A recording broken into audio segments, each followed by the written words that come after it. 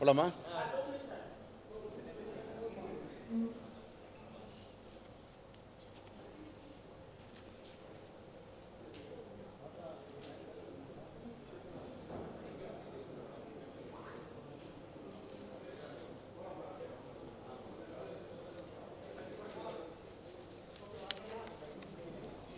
போலாமா?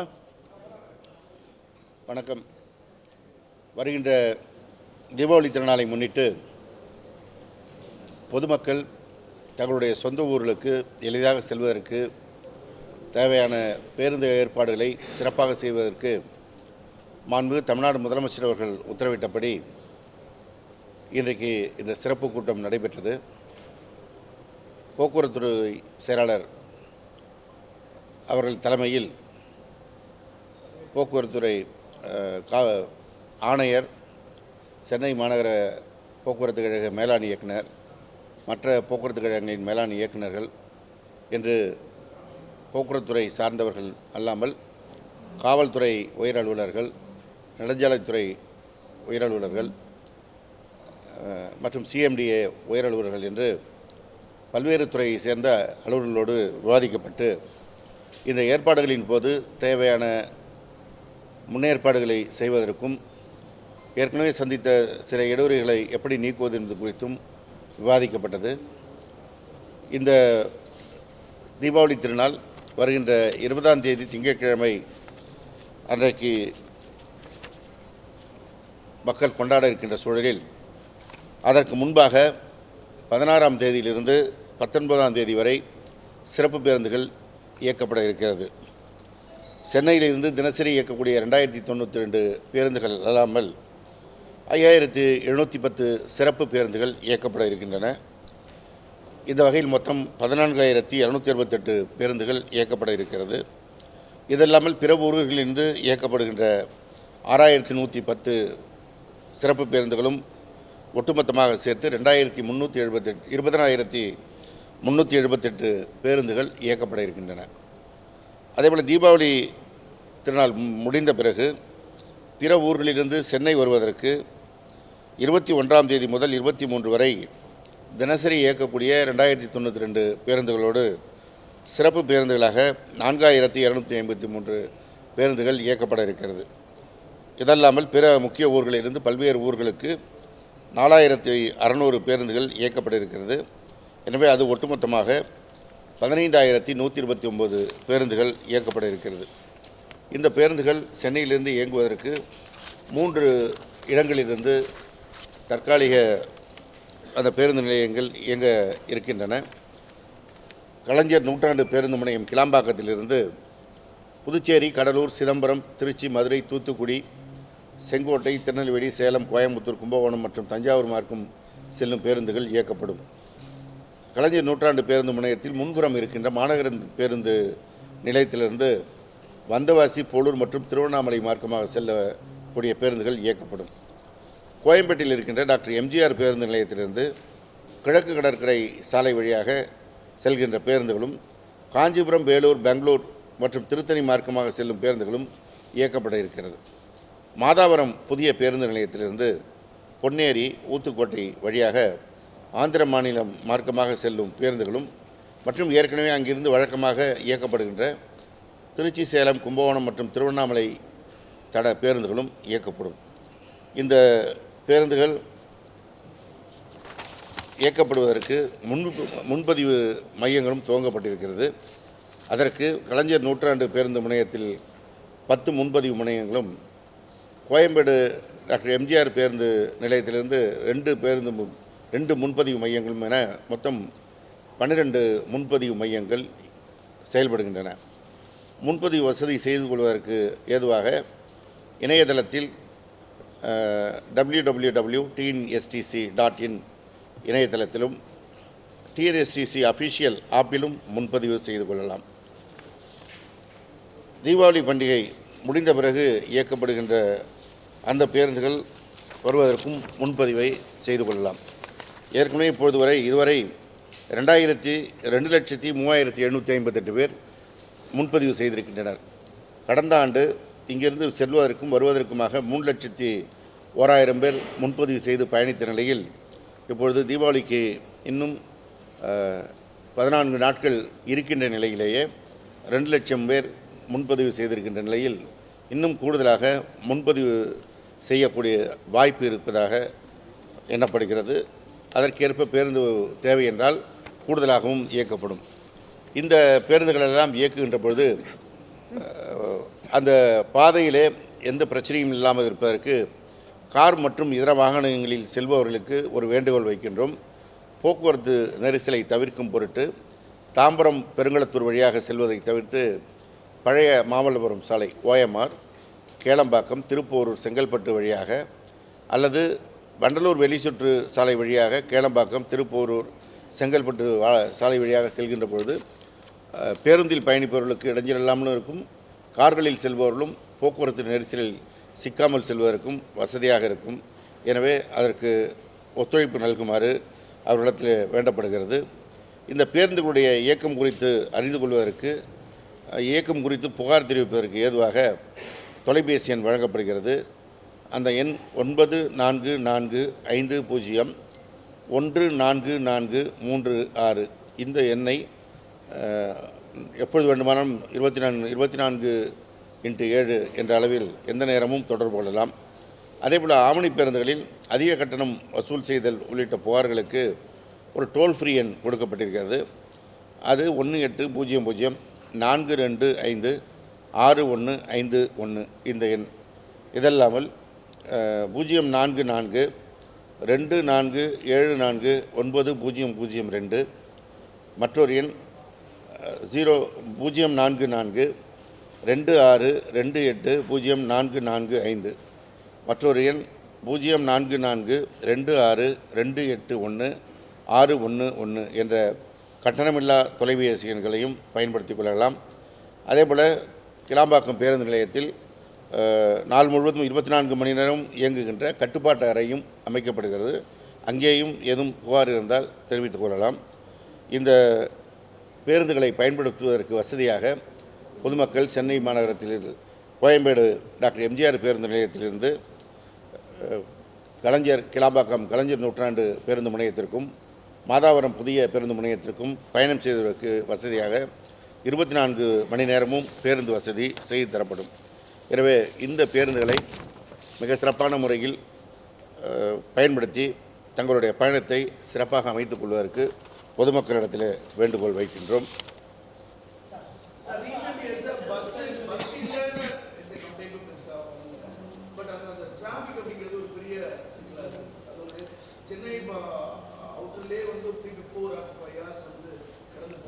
இல்லை, டிராஃபிக்குங்கிறது அதிக வாகனங்கள், தனியார் வாகனங்களில் செல்கின்ற போது அது தவிர்க்க முடியாது இருக்குது. உதாரணம் சொன்னோம்னா, நேற்றைக்கு 5 நாட்கள் விடுமுறை முடிந்து சென்னை வருகின்ற பொழுது நானே பரீட்சார்த்தமாக வந்தேன், காரில் வந்தேன். வழக்கமாக வர்றதுக்கு உளுந்தூர்பேட்டையிலேருந்து சென்னை வருவதற்கு பயணிக்கிற நேரத்தை விட கிட்டத்தட்ட 2 மணி நேரத்துக்கு மேலே கூடுதலாக பயணிக்க வேண்டிய சூழல் வந்தது. அப்போ நான் நேரடியாக பார்த்த சில சங்கங்களை இப்பொழுது துறை சார்ந்த அலுவலர்கள் தெரிஞ்சிருக்கோம்.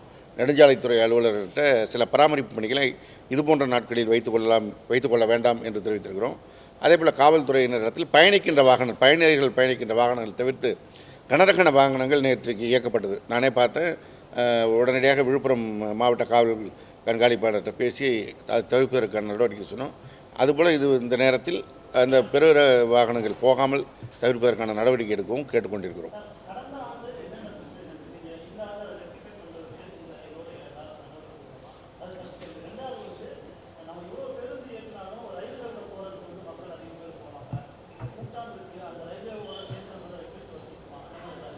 இல்லை இப்போ உங்களுக்கு இதில் கொடுத்துருப்போம். கூடுதல் சிறப்பு ரயில்களை இயக்குவதற்கு நம்முடைய தமிழ்நாடு அரசு போக்குவரத்துறை சார்பாக ரயில்வே துறைக்கு கடிதம் அனுப்பப்பட்டிருக்கிறது. அவர்களும் அது குறித்த நடவடிக்கை எடுக்க இருக்கிறார்கள். எனவே அதன் மூலமாகவும் போக்குவரத்து நெரிசல் தவிர்க்கப்படும். இப்போ நான் சொன்ன மாதிரி நேற்று நான் நேரடியாக பார்த்த அனுபவம் போல் கடந்த ஆண்டுகளில் நாங்கள் பார்த்த அனுபவங்கள் ஆம்னி பேருந்துகளை இயக்குகின்ற போது ஏற்படுகின்ற சங்கங்களை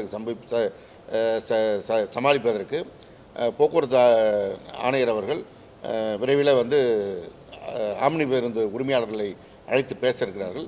அப்பொழுது காவல்துறை சார்பாகவும் கலந்து கொள்ள இருக்கிறார்கள். எனவே அதன் மூலமாக ஏற்கனவே இந்த கடந்த 5 நாட்கள் கடந்த தீபாவளி பொங்கல் போது சந்தித்த சங்கடங்களை சொல்லி தீர்ப்பதற்கு நடவடிக்கை எடுக்கப்படும்.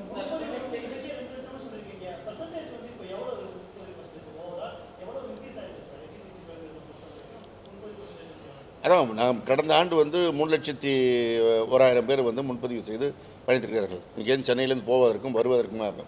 இப்போ இன்னும் 14 நாட்கள் இருக்கின்ற நிலையில் இதுவரைக்குமே 2 லட்சம் பேர் கடந்திருக்கிறாங்க.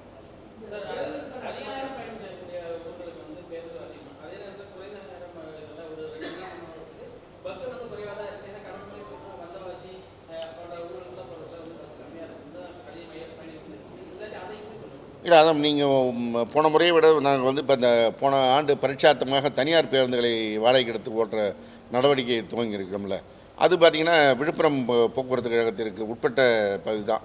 நீங்கள் சொல்கிற பகுதி இங்கேருந்து திண்டிவனமோ செங்கல்பட்டு இந்த பகுதிகளுக்கான பேருந்துகள் முதல்ல வந்து சிறப்பு பேருந்து இயக்குகின்ற பொழுது அங்கே உள் வழித்தடங்களில் அதிக போக்குவரத்து நெரிசல் இல்லாத செறிவு இல்லாத பேருந்துகளை எடுத்து தான் சிறப்பு பேருந்துகளாக இயக்குகின்ற வழக்கம் இருந்தது. அதை தவிர்த்து அங்கேயே அந்த பேருந்துகள் இயங்குகின்ற வகையில் தான் இந்த தனியார் பேருந்துகளை வாடகைக்கு எடுத்து இயக்குகின்ற நடவடிக்கை துவங்கப்பட்டது. அது பரிச்சார்த்த முறையில் வெற்றிகரமாக நடந்திருக்கிறதுனால இந்த வருஷம் இன்னும் கூடுதல் பேருந்துகளை எடுத்து இயக்க இருக்கிறோம். அதனால் மற்ற இடங்களில் இயங்கிய பேருந்துகளை எடுக்கின்ற பிரச்சனை வராது. எனவே அந்த பிரச்சனை இல்லாமல் தவிர்க்கப்படும்.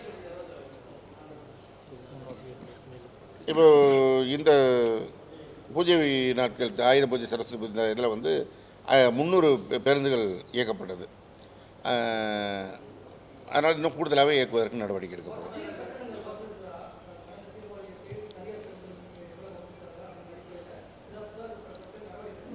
ஆம்னி பேருந்துகளில் நம்ம கடந்த 2-3 வருடமாகவே வந்து அந்த பிரச்சனை பெரிய அளவில் இல்லை. ஆனால் மற்ற நாட்களில் நாம் எதிர்பார்க்காமல் இருக்கிறப்ப திடீர்னு கூடுதலாக அதுவும் குறிப்பிட்ட 4-5 பேருந்துகள் தான் அந்த வேலையை செய்து கொண்டிருக்கிறார்கள். எனக்கே நேரடியாக புகார் வந்ததை அந்த ஆம்னி பேருந்து உரிமையாளர் சங்க தலைவருக்கு அனுப்பி அவரிடத்தில் பேசி அந்த கட்டணத்தை திரும்ப வழங்குவதற்கும் நடவடிக்கை எடுக்க சொல்லியிருக்கோம். அது இல்லாமல் போக்குவரத்து ஆணையர் அவர்கள் பல்வேறு குழுக்களை அமைத்து ஆய்வு செய்கின்ற நடவடிக்கையும் எடுக்கப்பட்டது. இப்போ இன்னும் சொல்லப்போனால் காவல்துறை சார்பாக ஒரு வேண்டுகோள் வச்சாங்க. பரனூர் டோல்கேட்டில் வந்து நீங்கள் நிறுத்தி ஆய்வு பண்ண வேணாம், அதனால் அங்கே வந்து டிராஃபிக் ஆகுது, இன்னும் வேறு இடத்துலையும் நிறுத்தி நீங்கள் ஆய்வு பண்ணுங்கன்னு. இப்போ ஆய்வு நடப்பதனால தான் அவங்க காவல்துறை சார்பாக அந்த வேண்டுகோள் வைக்கப்பட்டது. எனவே அந்த ஆய்வு என்பது தொடர்ந்து ஒவ்வொரு வருடமும் நடந்து கொண்டிருக்கிறது. நிச்சயமாக நடவடிக்கை எடுக்கப்படுகிறது.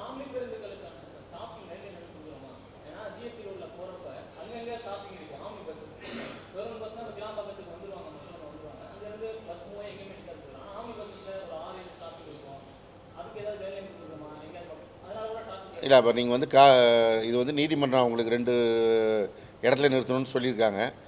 சில நேரங்களில் வந்து பயணிகள் அங்கங்கே நிறுத்துக்கும் போது அவங்க நிறுத்தி ஏற்றுகின்ற சூழலும் இருக்கிறது.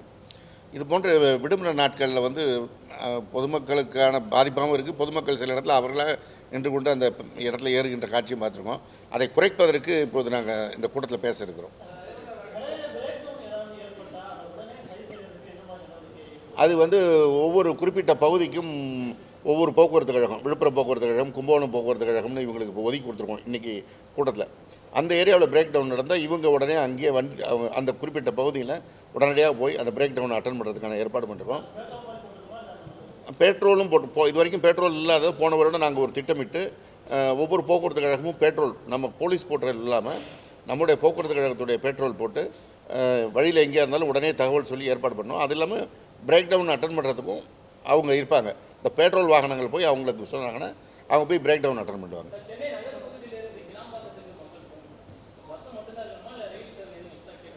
அதையும் கூடுதலாக கேட்டிருக்கோம். கும்தா மூலமாக வந்து அதையும் அந்த புறநகர ரயிலில் வந்து கூடுதல் சர்வீஸ் வேணுங்கிறதுக்கும் கேட்டிருக்கோம்.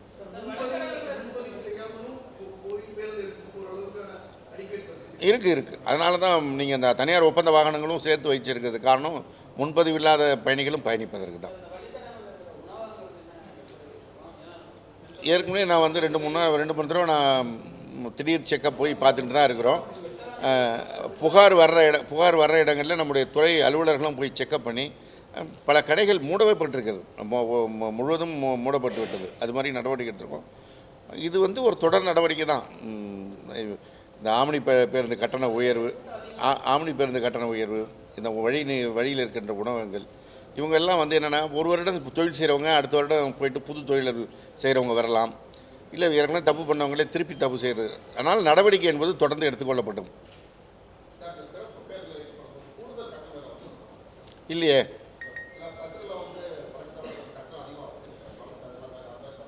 இல்லை அப்படி இருந்தால் நீங்கள் புகார் சொல்லுங்கள், நான் உடனே நடவடிக்கை எடுக்கிறேன்.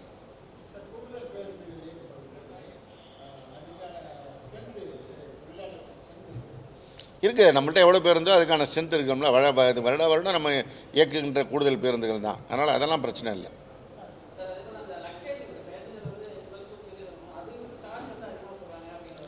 அது அவ்வப்போது சில வழித்தடங்களில் ஓரிரு கண்டக்டர் டிரைவர் செய்கின்ற தவறாக இருக்குது. அது பற்றி நான் புகார் வந்தால் உடனே நடவடிக்கை எடுக்கிறோம். அது புகார் தெரிவிப்பு பேருக்கு நம்பர் கொடுக்கும்.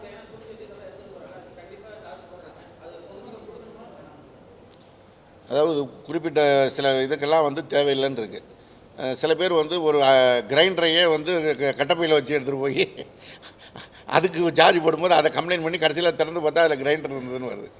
இது வந்து அங்கங்கே ஏற்படுகின்ற சிறு சிறு பிரச்சனைகள் சரி செய்யப்படும்.